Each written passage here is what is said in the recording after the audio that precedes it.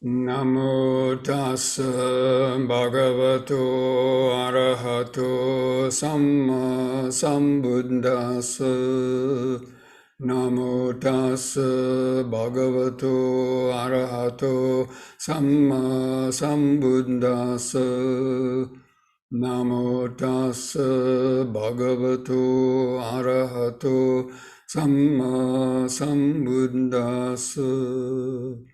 Buddhang saranang gacchami, Dhammang saranang gacchami, Sanghang saranang gacchami, Dutiyampi Buddhang saranang gacchami, Dutiyampi Dhammang saranang gacchami, Dutiyampi Sanghang saranang gacchami, Tatiyampi Buddhang saranang gacchami, Tatiyampi Dhammang saranang gacchami, Tatiyampi Sanghang saranang gacchami.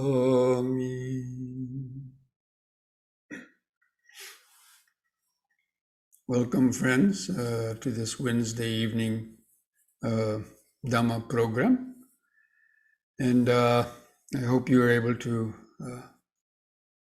watch or re-listen to the Dhamma talk, that link that I sent out to my previous recording of Dhamma talk on reflections of the Dhamma and practicing in daily life. Now, that didn't give too many specifics, just that title. But actually, if you listened to the whole talk, or at least the first part of it, it was about what are called the 8 great thoughts of a wise person. And following that were the 8 grounds for laziness and the 8 grounds for arousing effort.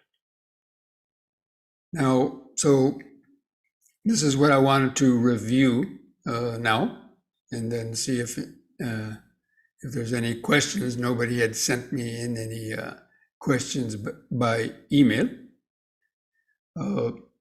So the 8 thoughts, this is our 8 thoughts that were given by the Buddha, and this comes from the, I don't know which actually sutta source they're in, but they're in the Bhavana Vandana chanting book from the Bhavana Society, if anybody has that. They're in that. But these basically are thoughts that an arhat had about the Dhamma. I mean, we've all been practicing Dhamma for a long time, and people have heard about the Dhamma for many, many years. They've been practicing different aspects of the Dhamma, maybe just meditation, maybe some sila, maybe read a few suttas. But for a lot of people, their practice is kind of sporadic. It's kind of hit and miss. They practice for a while, then they might slack off for a while, and then they might practice again more intensively, and then slack off again. And some people go back and forth like that for many, many years. And as a result, the practice probably they don't make as much progress as they would like in terms of developing deeper levels of mindfulness, concentration, wisdom, and so on. So these 8 noble thoughts, or let's say 8 thoughts in accordance with the Dhamma, are thoughts that gradually, shift our mind into those ways of living and meditating. So the first of these is, so this Arhat was thinking about the Dhamma, and after he attained enlightenment, he was thinking, wow, this Dhamma, like, it's really, really deep, and it's really transforming. And so he came to a stage, he said, this Dhamma is one who has less desires. This Dhamma is one with few desires. And this Dhamma is not one for a person with many desires. So again, a person with many desires is going to find it more difficult to focus their mind and practice because of that nature of desire and that outward focus of their attention. So as we all know, of course, craving and desire is the underlying source of most of people's dissatisfaction and also their unskillful actions in order to satisfy and get the objects of those desires. So a person who has lots of desires will especially find it difficult to concentrate because their mind will always be thinking about what next thing they want or they can get. So this Dhamma is one of few desires, not for one with many desires. And then the second of the thoughts, again, this Arhat was thinking, and this Dhamma is one who is contented, not for one who is discontented. And so that basically means being content with what one has. So it means more content with being in the present moment. And that means with what one has, one is content. We're not always thinking about what more can I get. I'm not satisfied. I want something more, something better, something faster, and so on. So they're not content, or content with where you live, content with virtually any aspect of your life, content with your body and so on, or not. So that's connected with desires too, but so one who is not contented naturally will have more desires in order to try to find something that's going to solve their discontent. And then this Dhamma is one who likes seclusion. That means it's not overly fond of society. Not for one who loves society. So one, doesn't like seclusion, or can't be alone with themselves and be happy with just being by themselves for long periods of time. They always need that feedback from others to get busy, to, meet people and social functions. They also will find it difficult to practice the Dhamma in terms of gaining deeper meditation. So this Dhamma is for one who likes seclusion, not for one who loves activity and loves society. Now the fourth of these thoughts is this Dhamma is for one who is energetic, not for one who is lazy. Now this energetic means to the mental energetic, not necessarily the physical energetic, but it means being energized and having energy to practice, and especially for pushing the edge of one's contentment. In other words, pushing the edge of being able to tolerate more pain, to tolerate more quietness, to tolerate being alone more, to tolerate just being in the present moment, to tolerate just simple food. So it takes energy to do that. But it means the energy basically to practice.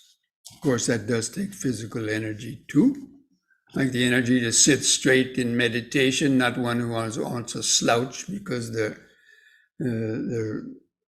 body is paining or they're sleeping. Instead of just sitting there nodding out for the whole meditation, stand up, do standing meditation, walking meditation, something to overcome that. So basically, it's one who has the energy for the practice. And basically that energy is the energy to attain what is not yet attained in terms of Dhamma.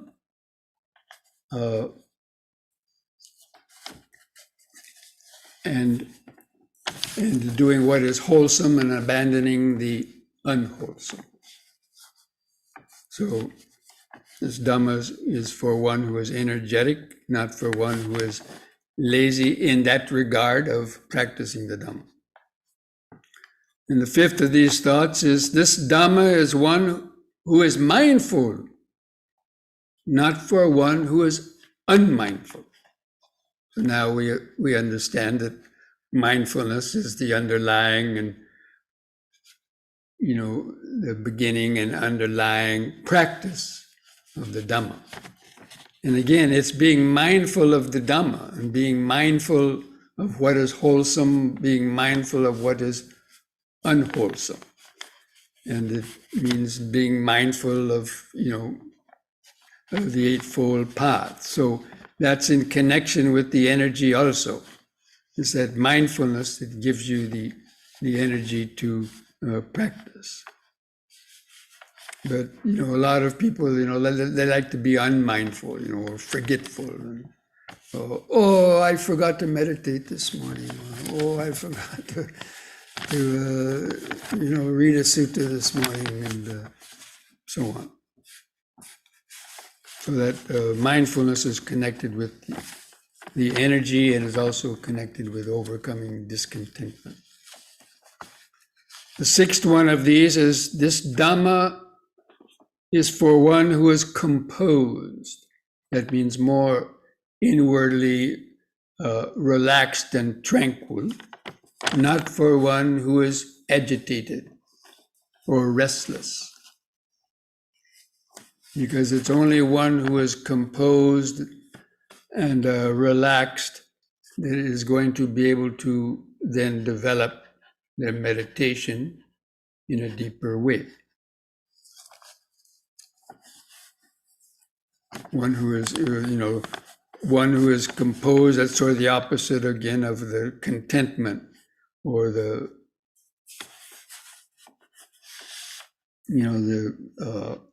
so they're, excited and restless.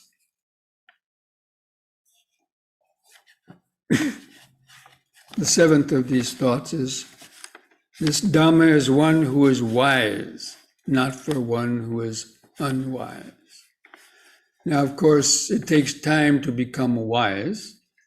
And basically, there's these three levels of wisdom. So the first is the intellectual wisdom. So even a person who has a intellectual grasp of the teachings, who's read some suttas and who's reflected on the practice, at least they have a certain level of wisdom, and that is hopefully going to lead to the deeper levels of wisdom, the reflective wisdom, and then finally the wisdom that leads to the realization of the path and fruits. So we're all unwise at one point, according to Dhamma. So it requires that, when you hear the Dhamma for the first time, that the mind that is wise will be able to grasp it. Oh, yes, that's Dhamma. That's, I can relate to that. And, you get interested in that.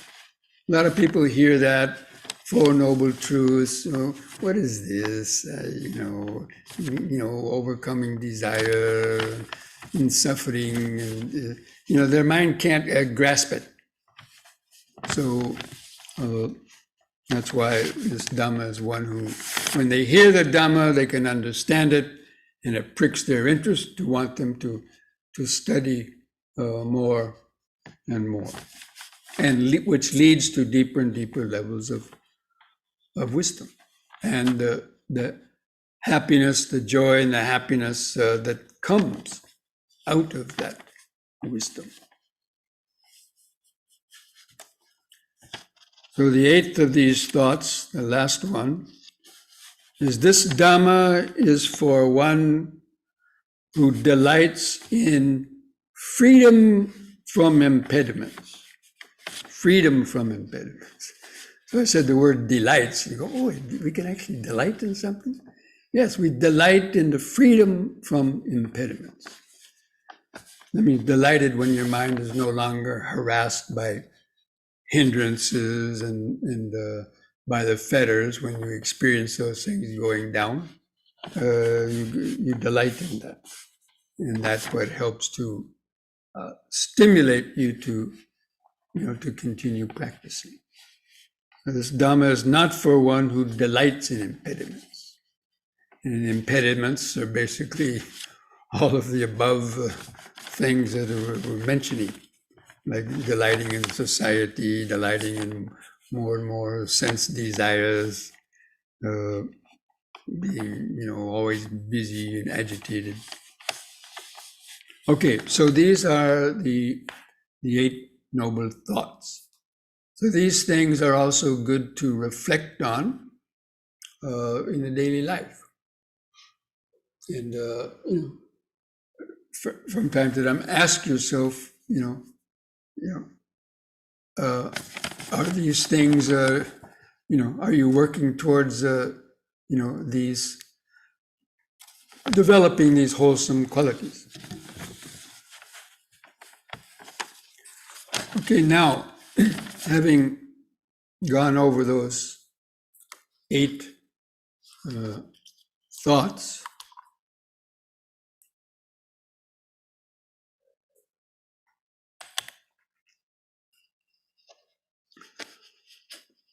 we're going to review now the 8 grounds for laziness and the 8 grounds for developing energy.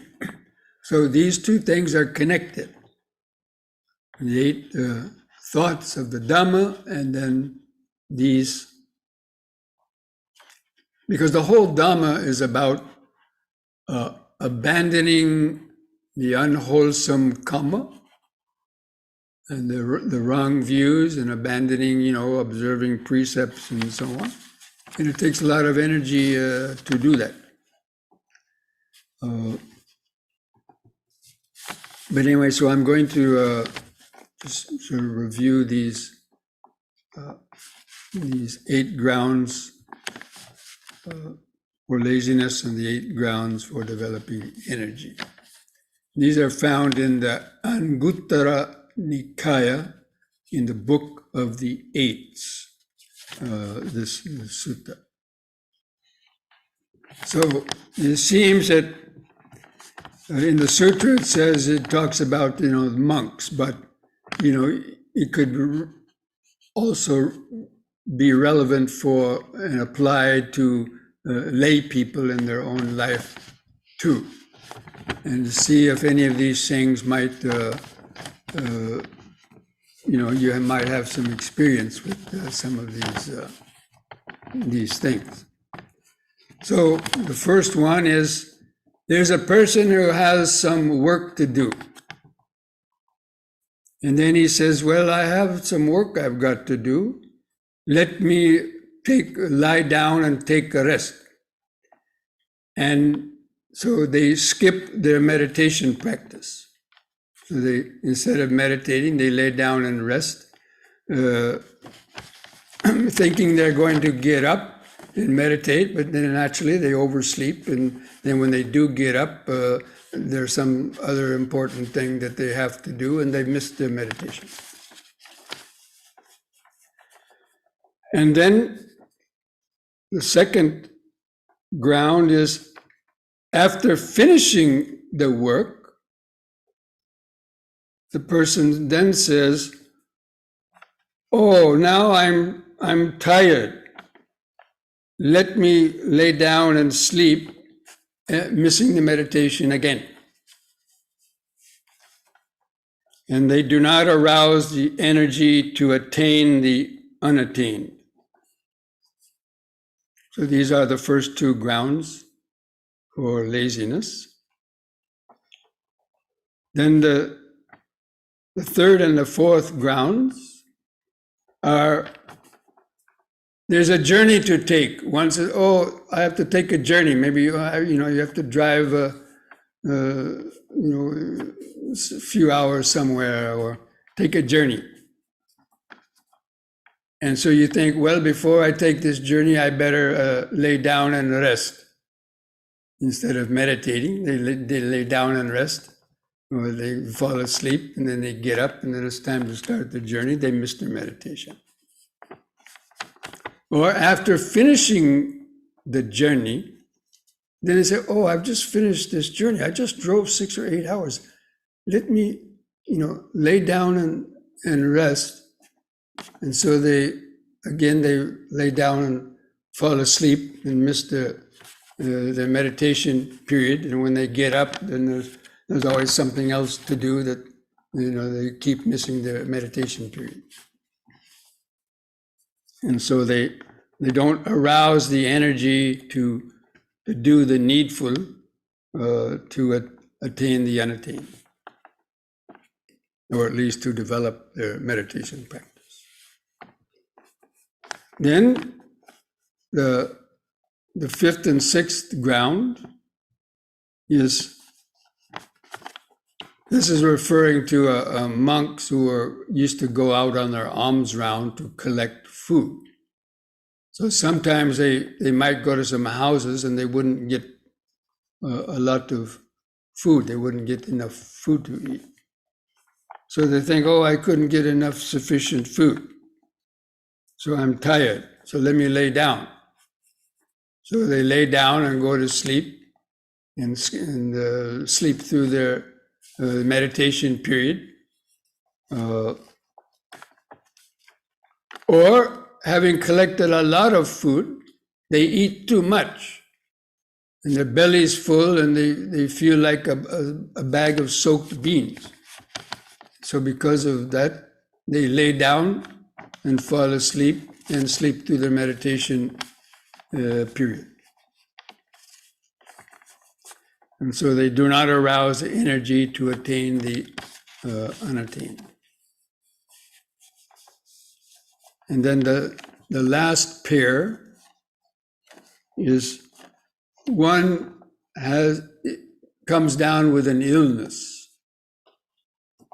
like COVID or the flu or some other illness. And so they think, "Well, I'm not feeling well now. So let me lay down." So they lay down and fall asleep. And therefore they also then skip their meditation practice. And then when the person recovers from the illness, they say, "Oh, now I've missed a lot of things. I have to do all these things." So they get busy in doing work and skip their meditation.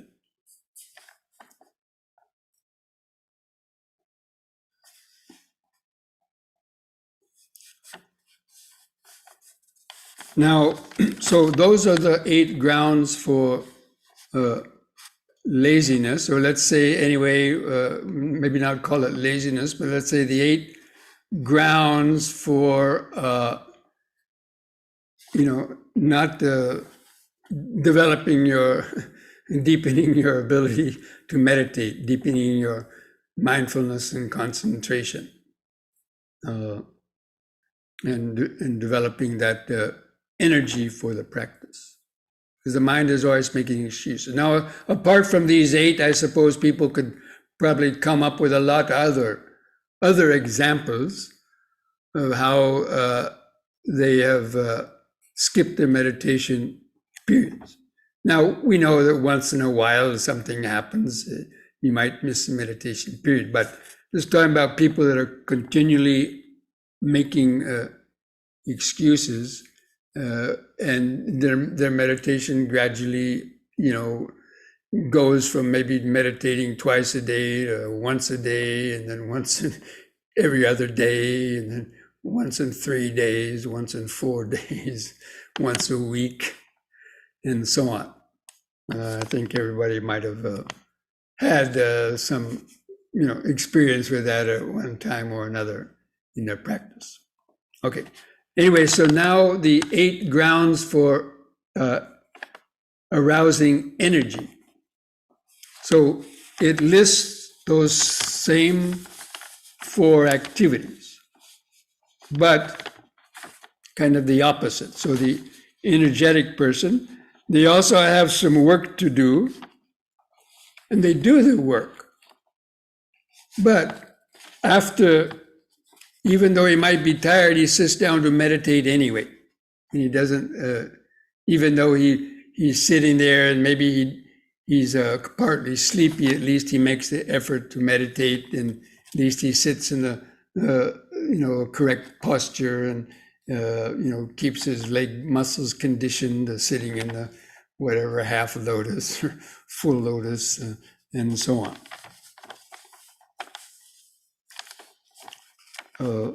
So actually before the work, so he's got to work he has some work to do, but he says, I'm going to meditate. He adjusts his schedule so he has time to meditate before the work. And then after the work, even though he's tired, he still finds the time to meditate. And then in the same way, he goes on a journey. Before going on a journey, he says, I'm going to, meditate before leaving. And then after finishing the journey, also he says, I haven't meditated now in a while, let me go and meditate, before he would lay down to sleep. And in the same way with not getting sufficient food, or one feels weak, so he says, no, I'm going to meditate anyway. Or if he eats too much, he says, I can't meditate, I ate too much. But actually, you can meditate even on a full stomach. I did in Sri Lanka. I was living in a monastery in Sri Lanka, and they made you meditate after eating the lunch. And the lunch is very big because you don't eat in the evening in the monastery. So we had this big lunch of rice and curries and chilies and fruit and yogurt, a lot of food. So usually you start to feel sleepy, but the teacher made us sit outside, and he would watch us, make sure we weren't sleeping, to meditate very soon after eating. And sometimes, of course, I was plagued with sleepiness, but quite a number of times, more than half the times, I would have a very good meditation. Even feeling sleepy, I would just exert that effort and get through those first 5 or 10 minutes, and then the mind would come to a very clear and calm state and have a very deep meditation. Anyway, so the last of these, about the sickness, if one doesn't feel well, one should, meditate anyway. And when one gets well again, one should at least try to meditate. Just don't give the excuse not even to try. So at least you sit and you try to endure the pain, or the sleepiness, or just observe those feelings of whatever that illness is, that blase feeling, or fever or pains, and you try to be mindful of all those sensations anyway. And at least you'll feel good about that rather than just not giving any effort at all. And then after one gets better, even though one might have to catch up on a lot of work, still making time for the meditation. So these are the what the Buddha's advice on developing, the right efforts, and the correct way to think or contemplate according to the Dhamma. Now you can see that the Dhamma goes against the grain of kind of the ordinary persons, because when they encounter those problems, they immediately usually come up with all kind of excuses why they can or shouldn't do something. Anyway, so now having gone through that, let's look and see if there's any questions have come up in the chat box.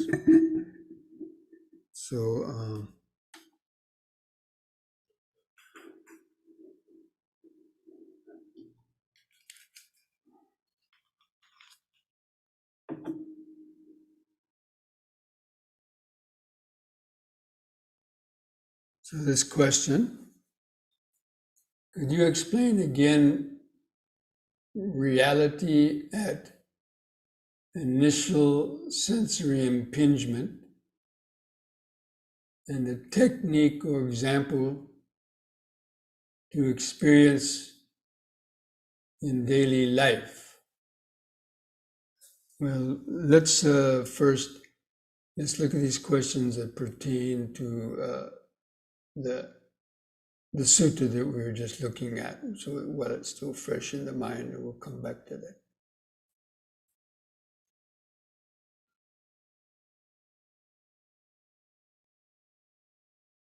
Yeah, this person is just pointing out where this 8 great thoughts, the Anuruddha discourse, is in the Mahavitaka Sutta, the Anguttara Nikaya, Book of the Eights. Thank you for sharing that.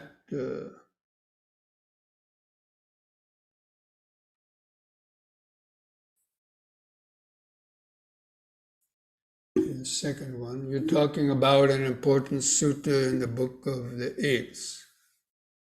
Okay, yes.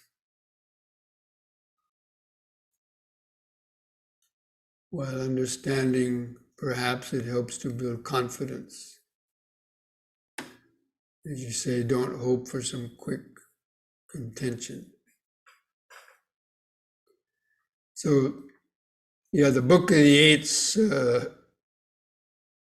so contains both of those categories that we mentioned, those 8 great thoughts and those 8 grounds for happiness. That's why the numerical discourses, whenever the Buddha talked about a group of 4 or 7 or 8 or 10 different items, lists of things, then they were usually grouped together, because he might have given many suttas using, like the 4 Noble Truths and the 4 Foundations of Mindfulness, 4 Great Efforts. So all those things that have 4 things that were mentioned in that.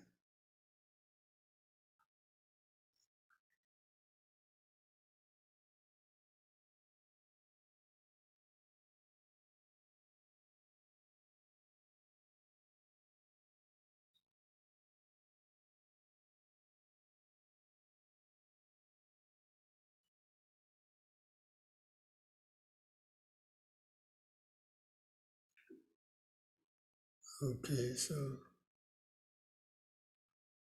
looks like those are. Let's come back to this first question. Could you explain again reality at initial sensory impingement and a technique or example to experience in daily life? Reality at initial sensory impingement. Well, with contact is a sensory impingement. Whenever there's a contact is the sensory impingement. That means when any of the senses, a sound touches the ear, and then you have to be sort of awake, and the ear has to be working. So in order for a full sensory contact impingement to occur, if you're asleep, you may not hear sounds going on around you. If your eyes are closed, you may not see things going in front of your eyes. So you won't have a lot of sensory impingements. But it takes the sound touching the ear. You have to be attentive, because if you're also lost in other thoughts, you may not hear a sound like a car driving by outside, or you may not even hear the phone ring if you're lost in some other types of thoughts or sleeping, even though the ear's still working. So contact needs those three things to get the impingement. But then you have to pay attention to it. If the impingement is slight, the object will kind of come and go, and you won't even kind of recognize it. Like white noise in the background or something. You get so used to certain things, you no longer pay attention to them. But the stronger the sensory impingement is, then it produces the feeling, and then the volition, or the feeling, and then the thoughts, and then the volition, the reaction to it. So the initial sensory impingement is just a vibration, like a sound vibration. And what is a technique or example to experience in daily life? Well, it's only through mindfulness. You have to be mindful whenever something is pulling your attention. You have to be mindful of it. And then you have to decide, is this object worthy of my attention or not? And that's what takes the right understanding is needed to understand this object that's pulling my attention, like the desire to tell a lie, comes to your mind. You have to contemplate it. When this urge to tell a lie is unwholesome, it's going to bring suffering later down the road. And then you have to exert the energy not to tell the lie. So that's a very practical technique when these sensory impingements arise. Or if somebody starts talking to you and you don't like it, or you have aversion, you have to notice, okay, this sound vibration has come, then the mind's interpreting it, I don't like this, and then the urge to maybe shout back at the person arises. And again, you have to determine, is this worth getting into an argument about? Or you can just let the sound slide by, or you can release that tension of the aversion. You can observe the aversion arising in you and the urge to want to shout, but you restrain yourself. So that's the technique, is the restraint, the effort to restrain your reactions for unwholesome reactions, and the effort to do the wholesome action. So, that mindfulness The right understanding and right mindfulness and right effort, those three pillars of the Eightfold Path, are necessary at every moment of our waking state, ideally, and understanding the nature of these contacts, understanding that our senses are open all the time, and they're continuously being flooded by hundreds and thousands of millions of different sensory impingements, every minute or hour or day. And we're continually reacting to them, to a little itch on your skin, or to some noise or some annoyance, some kind of, that's arising, or some urges, thoughts, desires arising from inside. That's the only technique, that's the technique, that's the Buddhist technique for learning how to control the flood of sensory impingements that are coming through us, and being able to discern what is necessary to react to and what is not necessary to react to. And then to develop the skill in learning how to remain centered and composed, because probably more than half, or I would even say 75%, or even more, of the sensory impingements that are coming through your body and mind are not really necessary to react to or to give any extra attention to. But out of habit, we've just allowed ourselves to do that. Everybody wants some secret techniques to do, this and that. The Buddha was the consummate, secret technician. He had the best techniques. What's happened here?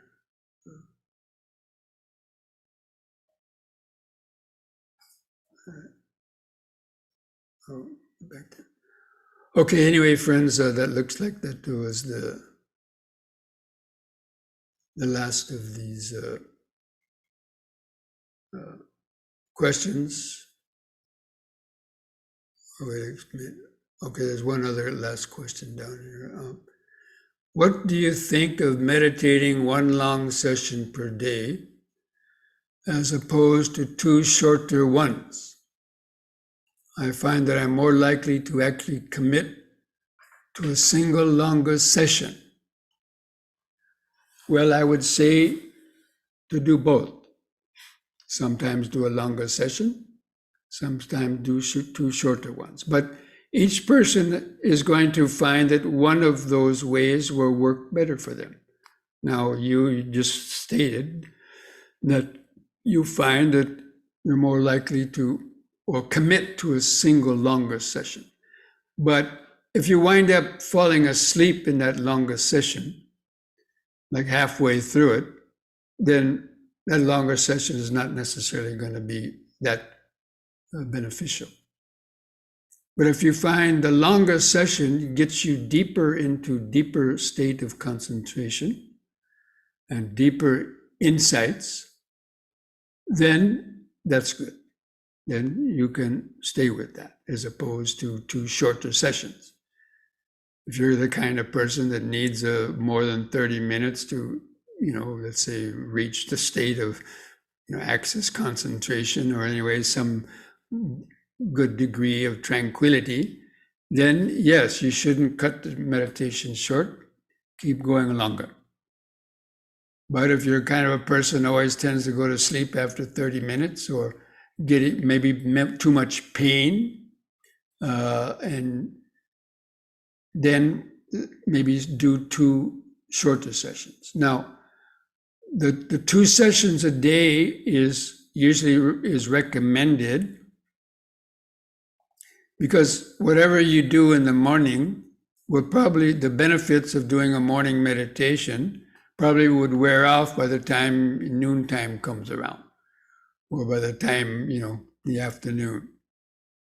And so therefore you might become more unmindful in the later part of the day. So you may do something unskillful. So the evening meditation is good to do for forgiving anybody who might have crossed you during the day, or forgiving yourself for having done something unskillful,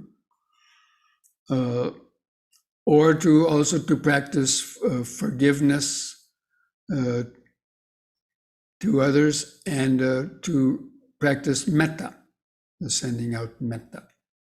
So in the morning is a good time to practice the basic mindfulness and awareness and vipassana type of mindfulness and concentration, to make you more mindful as you go to work and start the day.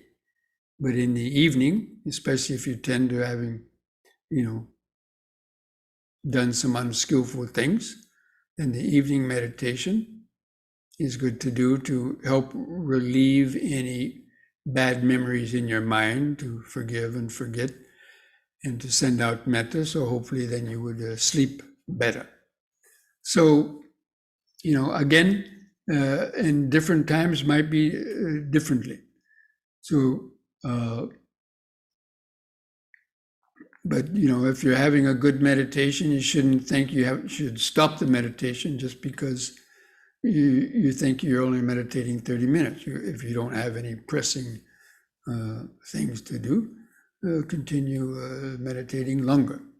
So none of these things are sort of cast in stone, but you still have to be aware of this tendency to want to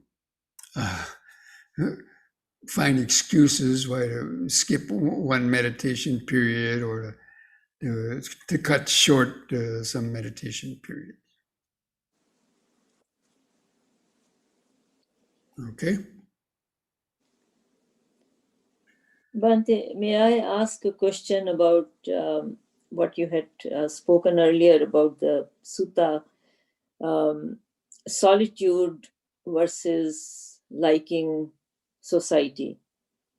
How about having a balance, like not being completely solitary, having some social contact?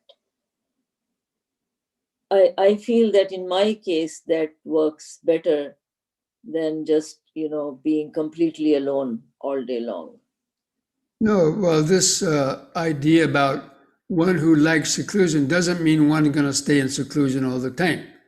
It means if there's something to do, to meet with people and have some social contact for some reason, then do it. But not go out of your way to create extra things to do just to be busy. That's the main thing. The Buddha did a lot of things. He was very active, but it was all in related to the Dhamma. But when there was nothing particularly to do, his mind automatically could easily go into seclusion, and he would, like the seclusion, but out of compassion and so on, he interacted with people as the need arose. So yes, we have to find the balance. But if you don't have a meditation practice, those balances can easily get carried away. Yeah, okay. And if we're feeling lonely or bored, we have to look at that. And why am I lonely? What's the cause of this lonely? What's the cause of this boredom? Look at it. And then, of course, you realize that it's a sense of self, of course. But because of deep underlying conditions, not everybody is going to immediately, be able to just, get out of that. So, it is a very, deep and personal issues of the mind, that everyone has a different amount of these different sort of issues or problems. And each person basically has to, we use the Dhamma to work on these skillfully and using the middle path in all the conditions, but using some of these other things that the Buddha talked about to sort of try to, because the mind normally wants to take the easy way out. And so sometimes we have to be a little bit stern with it and challenge it. Then you realize, oh, yeah, I could sit through that pain. I didn't think I didn't, but just grit your teeth and sit through it. Oh yeah, I did. Then you'd be happy for doing that. But otherwise, if you didn't give that extra effort, you might not have had that experience. Yeah, you see, like sitting there after a heavy meal, sit to meditate instead of just automatically thinking, "Oh, I'll never be able to meditate after eating a heavy meal." Sit and do it. Challenge. So, because if you don't do that, you're not going to know. Yeah, you see, by balance, what I mean, Bhante, is that sometimes, like when it is my meditation time, for example, in the morning, my, excuse me, yoga and meditation practice, if somebody is asking me for a social contact just to be social, I make sure that I do not accept that. You see, so that way, but then during the day, I feel that even if it is not Dhamma related, as you said, I do need some social company, just to kind of maybe have a little companionship with, for whatever, even if it's just, talking, not, as I said, not necessarily Dhamma related, but other things, just so that way I try to keep the balance. Well, that's good. Yeah, as long as you do your meditation, you'd go and see that person afterwards. Right. Instead of just, instead of going to do that and then not doing the meditation. So you're doing it, that's the right way. Yes, follow the middle path. Yeah. Although sometimes, my friends tell me you are a little bit too strict. you are a bit too disciplined, but What that's if you okay. told them, I'm sorry, but you're a little bit too indisciplined? What would they? Right. I said, oh, you're too strict, you're too strict. But if you say you're not strict enough, then they'll take offense. Exactly. Okay, friends. So I think we'll go ahead and bring this discussion to a close so that we can still get our meditation practice in. Again, Yes. oh, yeah, let's continue for another hour. And, after another hour, now I'm too tired. Listen, we have to go to sleep. Right? So we got to practice what we preach. Right. Okay, so let's take a short break, come back, do a few stretches, and then have our meditation. I want to make a little announcement before I start the yoga exercise. That this weekend we're having a retreat here at the Lion and Wisdom Center, an in-house retreat. And I'm going to be broadcasting the Dhamma talk and meditation from 2 p.m. to 4 p.m. The Dhamma talk and meditation on Friday and Saturday. And on Sunday morning from 9 to 11. So, because I know, because I'm not giving talks on Sundays in the daytime, there's some students who are in foreign countries where the time is a different, they haven't been able to tune into these evening programs. But for anybody, so that's, and it will be on the same link, the same Zoom link as that you're on now, that you use every Wednesday. On Friday afternoon, 2 to 4 p.m.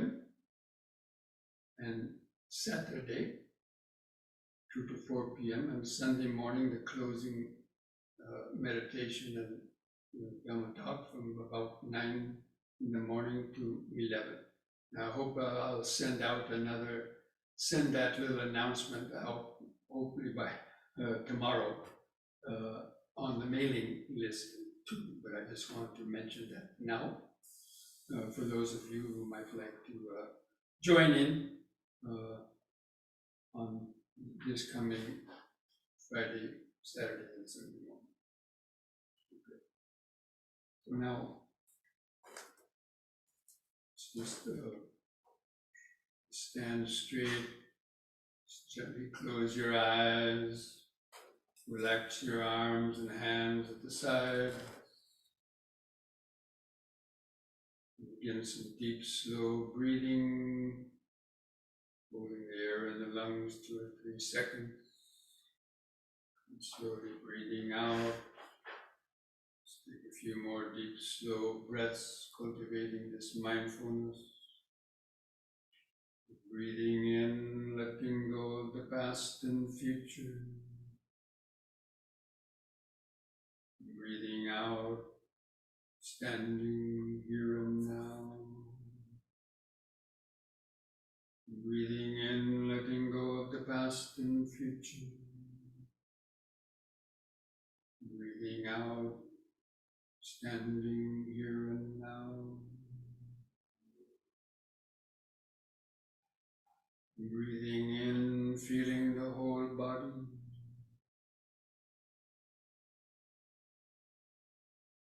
Breathing out, feeling the whole body. So now we begin these exercises, open the eyes, look at the screen. On the next in-breath, raise the arms over the head, interlock the fingers, turn the palms up. Straighten the arms, stretch your head back, stretch upward. Out breath, turn the palms down, touch the top of the head. In breath, palms up, straighten the arms, head back, bend back a little bit. Out breath.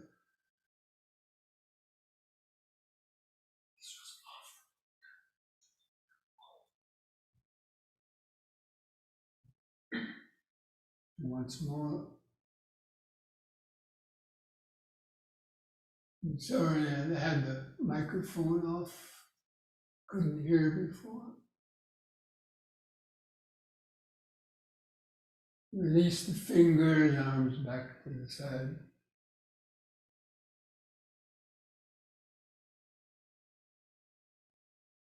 Just close the eyes. Just feel the subtle sensation.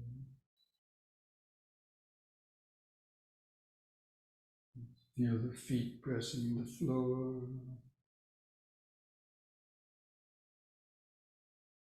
Remember standing.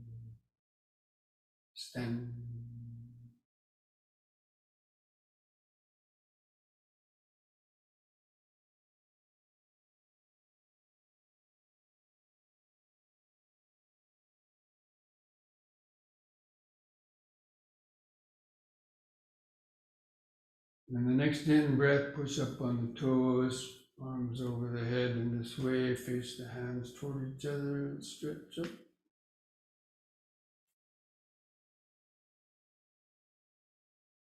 Out breath, come back down.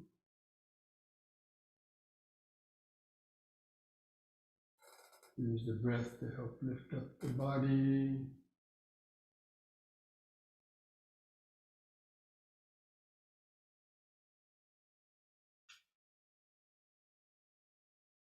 Out.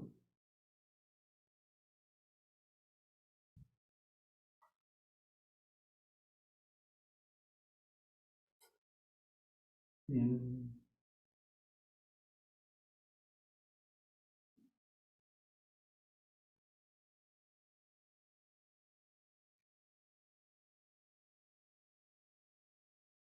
Out.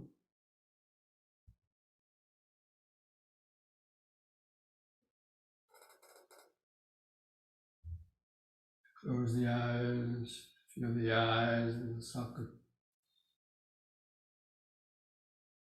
Feel the outline of the standing body, the subtle sensation.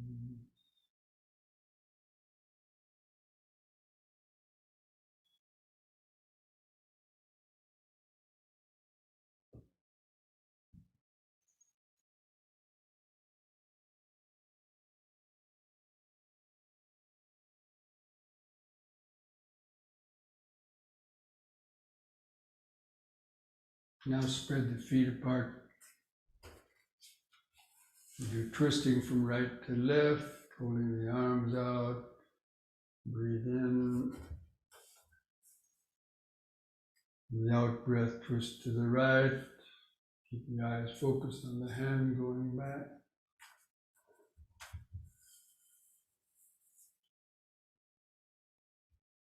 In breath, come to the front. Let the feet turn with the body and then go to the other side, the out breath.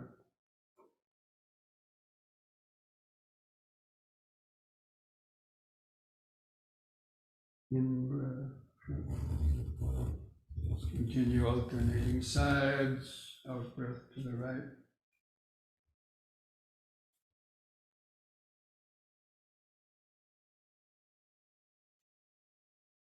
In breath. And to the left, out breath.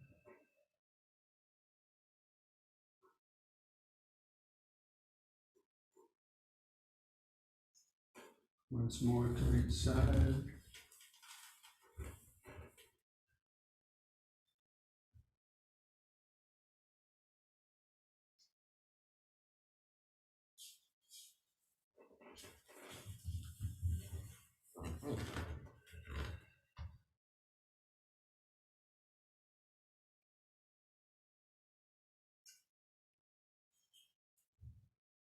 Lower the arms, relax.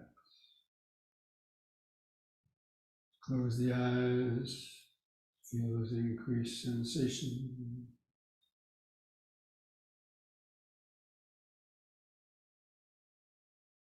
Feel each foot pressing in the floor.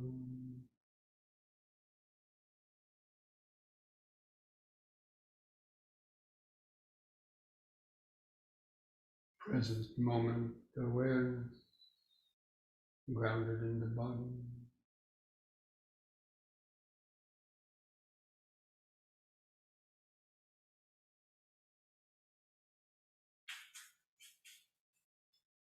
Now place the hands together at the chest.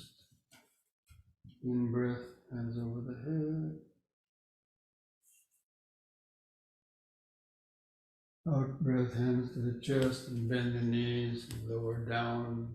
Keep the torso upright. Feel a stretch in the knees and hip. In breath up.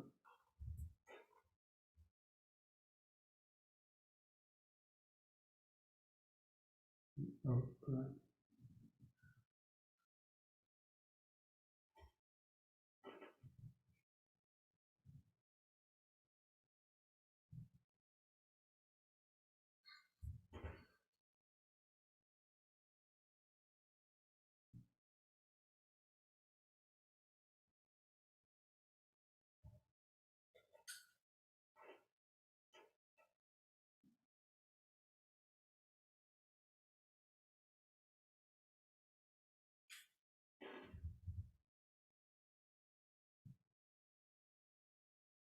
Out breath, arms to the sides. Keep feeling the body, close the eyes.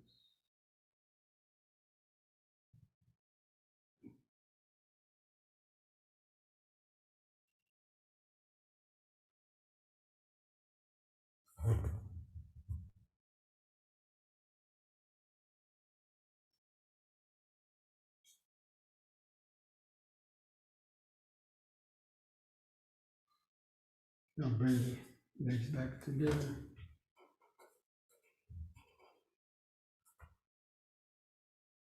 One last exercise, head turning from right to left. The in-breath, head to the right.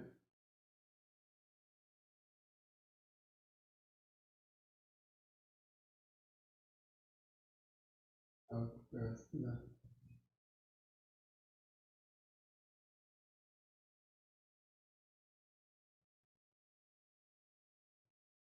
In-breath, right.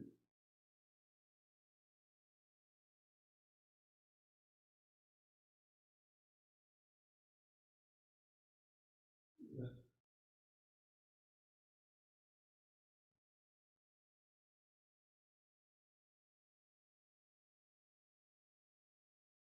In, right.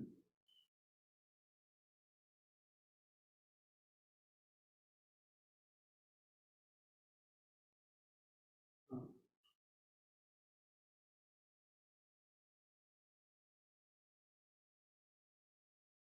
And the in-breath, let the head stop in the center.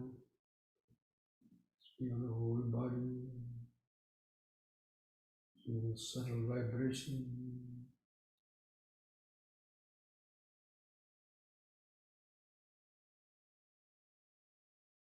Right. Okay, so we'll start our meditation. Try to sit straight, aligning your back and head in a straight line.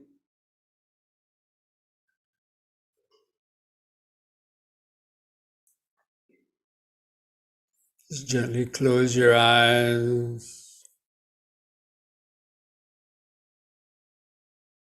And first of all, just feel the buttocks and feet pressing the floor underneath.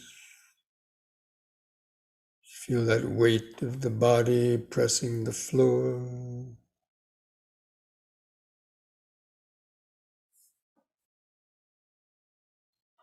And also feel the inward curve of the lower spine.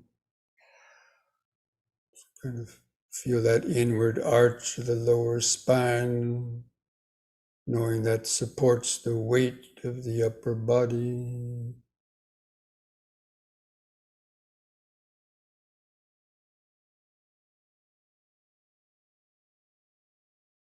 And feel your hands and fingers touching together.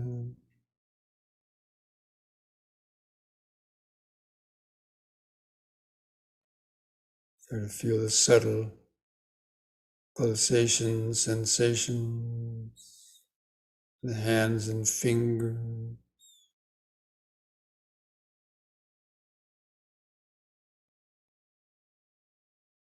And feel the weight of the arms hanging from the shoulders. Relax the shoulders.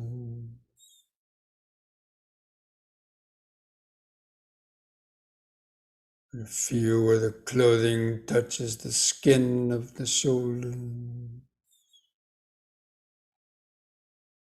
Contact producing sensation.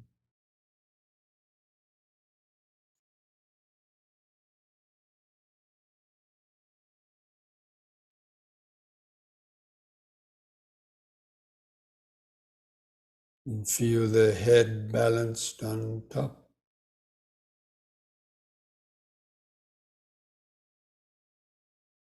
Feel the lips touch together.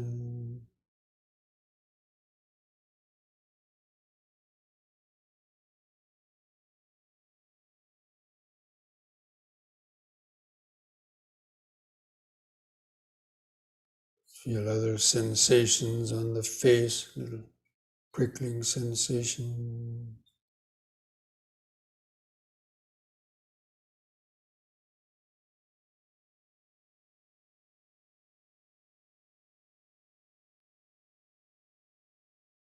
And let the attention rest on the eyes. Feel the eyes and the eyelid. Feel the subtle eye movement.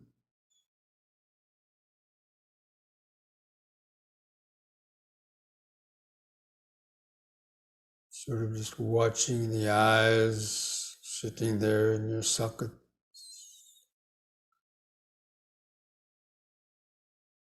watching the fleshy eye with the eye of awareness.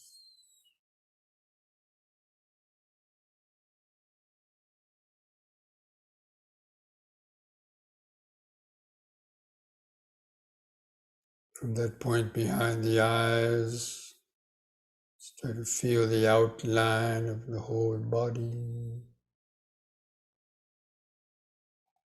that general sense of the head on top, the arms at the sides, the hands touching buttocks and feet pressing the floor.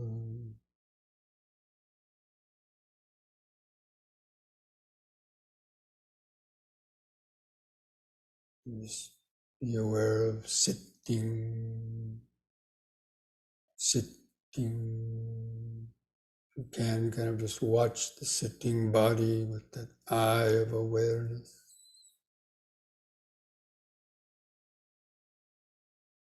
Then begin taking some deep, slow breath. Feel the exaggerated expanding and contracting sensations like we did in the yoga session. Hold the air in the lungs for 2 seconds and feel the contracting sensations of the out breath. This helps to oxygenate the blood, taking a few deep, slow breaths. They help concentrate.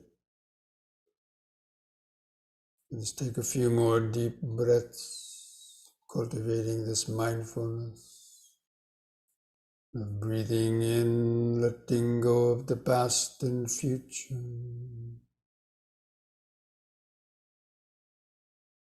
Breathing out, sitting here and now.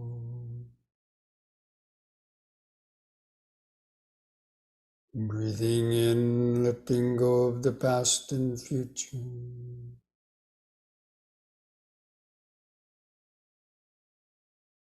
Breathing out, sitting here and now.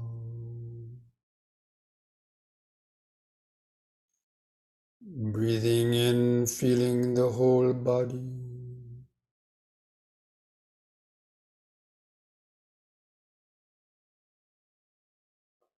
Breathing out, feeling the whole body.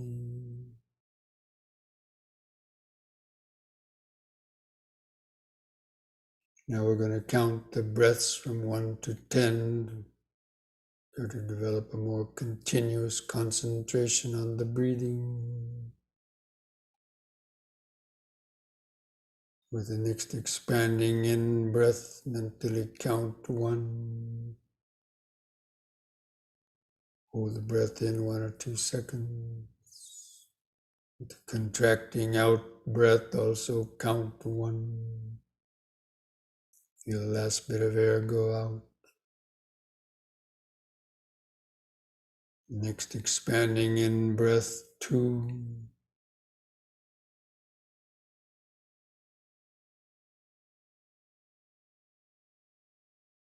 Out breath, 2.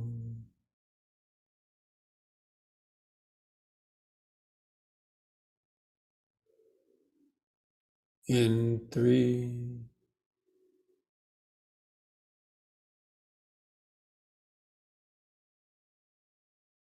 Out 3.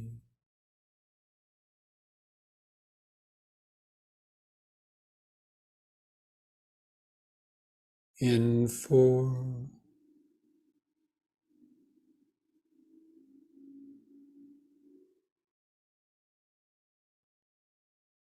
Out 4.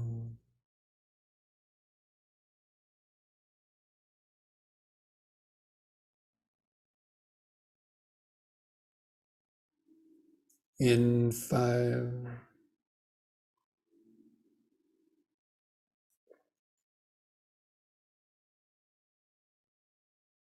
Out 5.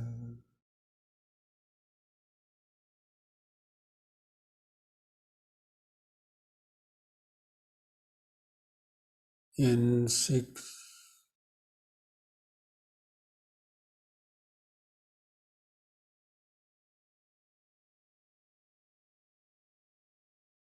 out 6,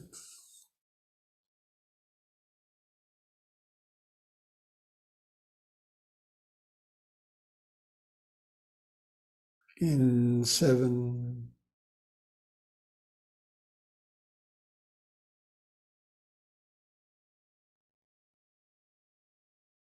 out 7,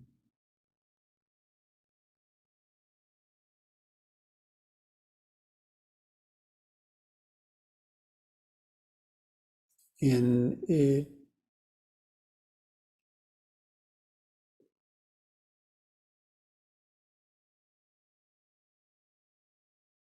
out 8,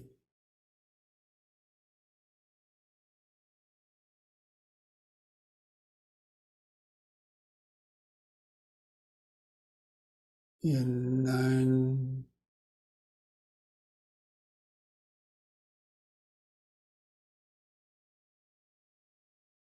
out 9,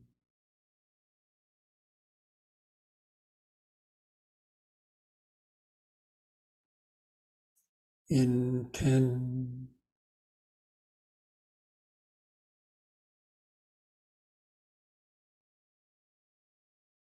out 10. Now discontinue the counting. Let the breathing return to its uncontrolled, shorter, irregular rhythm, but continue to feel it. Just keep your attention either feeling the touch of air moving through the nostrils, or keep it focused on the expanding and contracting sensations, the clothing touching the skin of the stomach, rib cage, or chest. Just make that the primary focus of your concentrated awareness. Just knowing when the breath is coming in and knowing when the breath is going out. Know it by feeling it, feeling the sensation, either the air in the nostrils, the expanding and contracting sensation.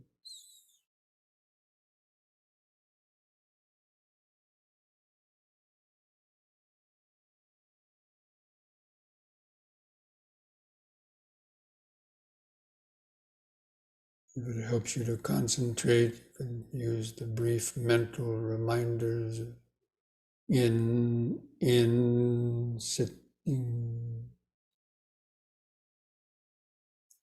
out, out, sitting. Just remembering the present moment of this sitting body, the breathing body.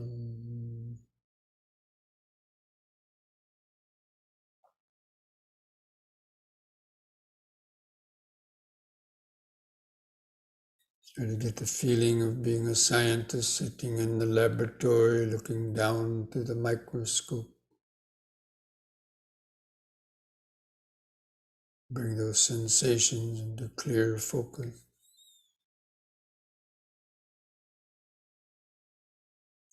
In, sitting,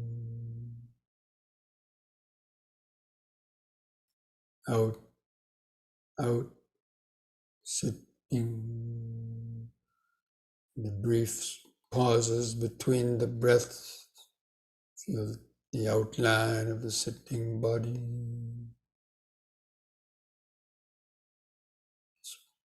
Breath is going in and out of this larger sitting body.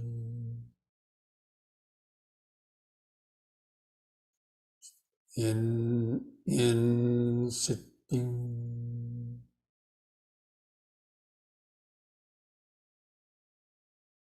out, out, sitting, breath by breath, moment by moment.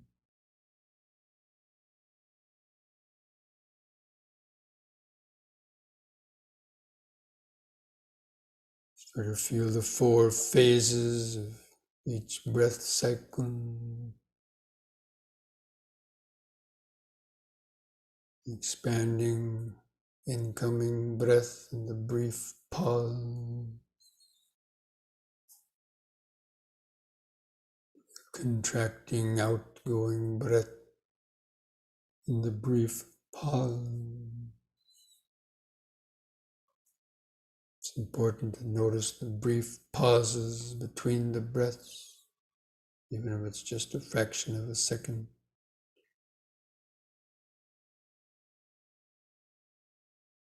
If you're aware of the pauses after the in-breath, then you'll notice the beginning of the out-breath. If you're aware of the pause after the out-breath, you'll be aware of the start of the next in-breath.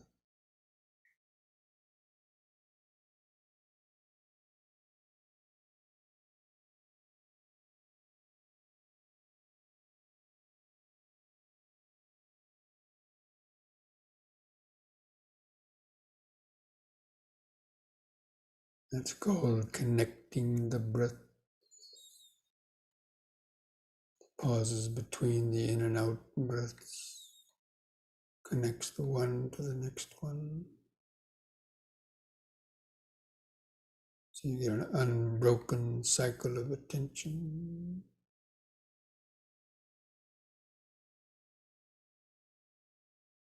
The in-breath, the pause, the out-breath, the pause.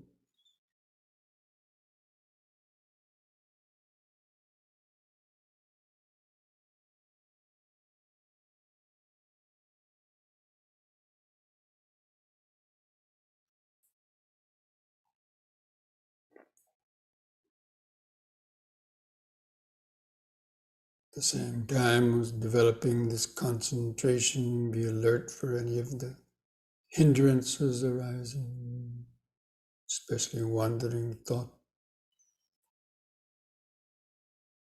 Just let the thoughts come and go in the back of the mind, keeping the breathing body in the front of the awareness.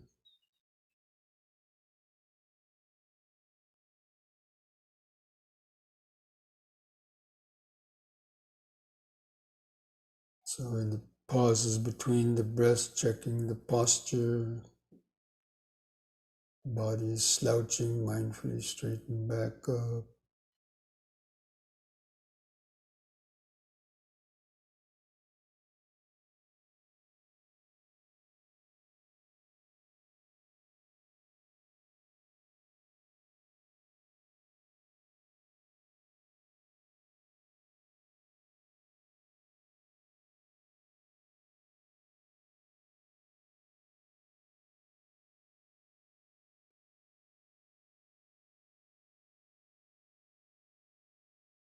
Try to notice how each breath is different. Sometimes longer, sometimes shorter.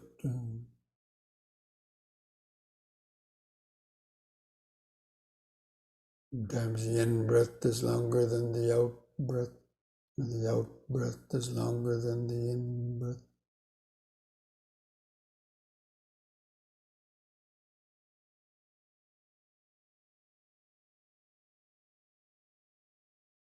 The pauses between the breaths may be longer or shorter.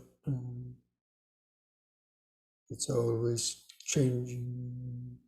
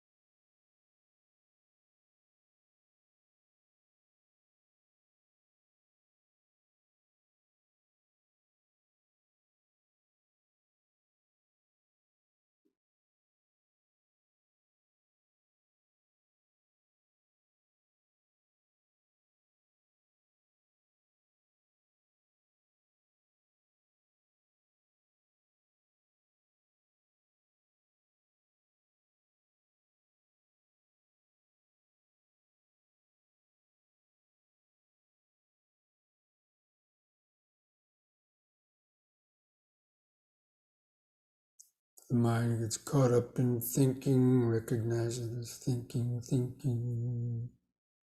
Gently let go of the thought. Take a deep, slow breath, bring the mind back into the body. Back to in, sitting, out, out, sitting, breath by breath, moment by moment, feeling subtler and subtler sensation in the breathing body.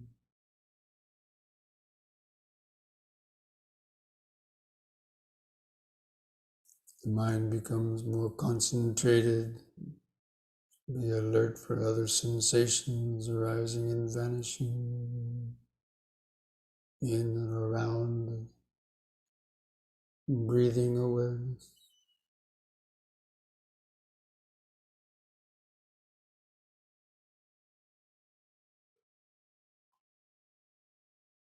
It's the present moment awareness, grounded in the body.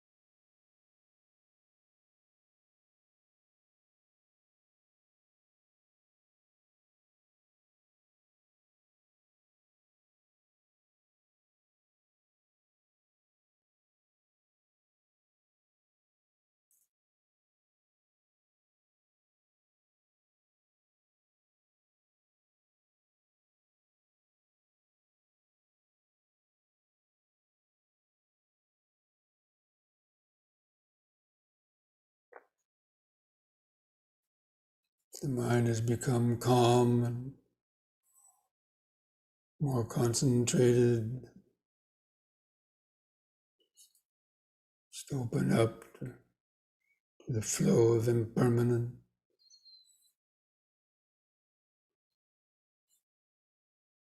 Just noticing other sensations, even thoughts or sounds, how quickly they arise and vanish in and around or through the breathing awareness.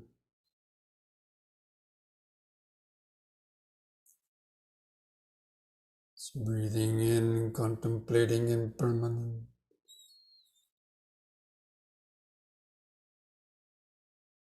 Breathing out, contemplating impermanence, sensory impingement. What kind of reactions, pleasant or painful sensations arise? Thoughts or urging. So just coming and going.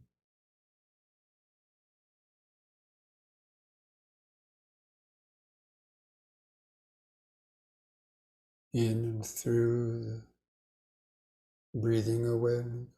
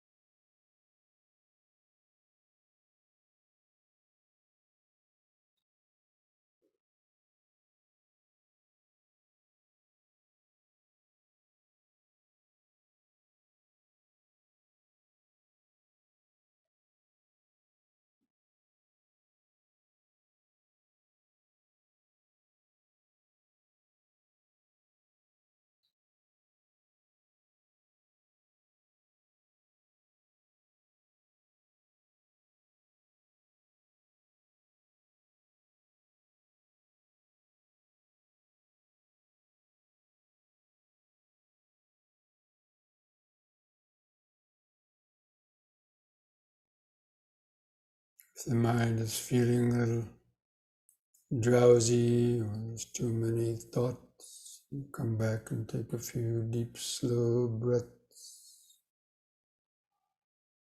to recenter the attention in the body.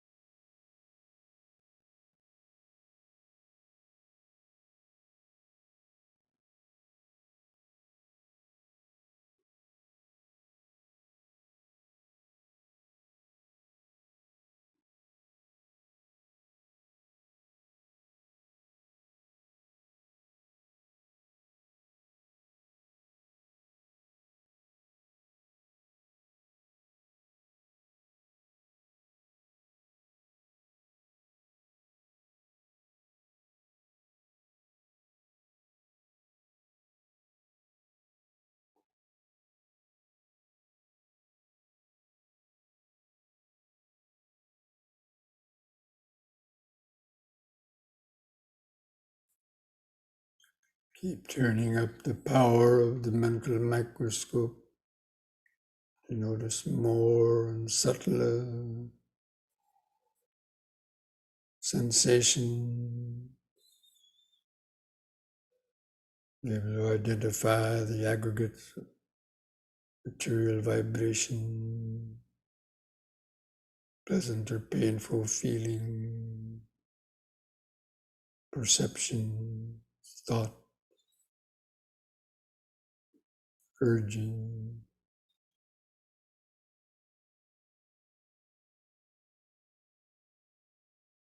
coming and going through contact.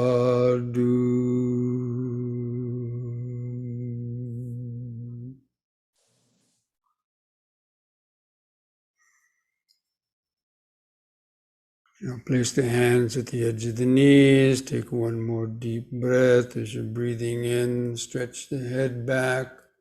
Pull the hands against the knees to arch your spine. Lift the head up on an in-breath. On the out-breath, press the chin to the top of the chest to stretch the neck vertebrae.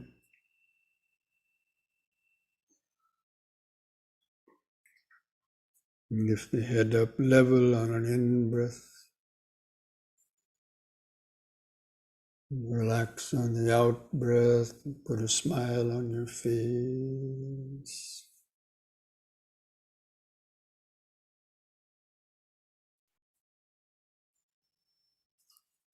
Okay, friends. So this brings our Wednesday evening Dhamma discussion meditation to an end. And I just wanted to repeat, in case some of you might not have been near the computer just before we did the yoga, that, this weekend we're having a weekend retreat here at the Low Center.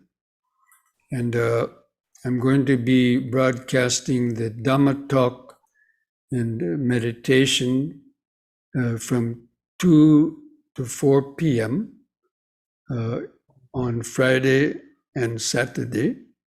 And on Sunday, we'll put on Zoom the closing meditation and the closing Dhamma talk.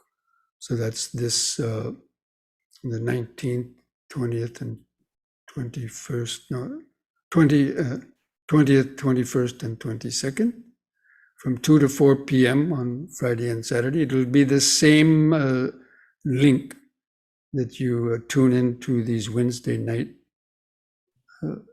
Zoom sessions. It will be the same link.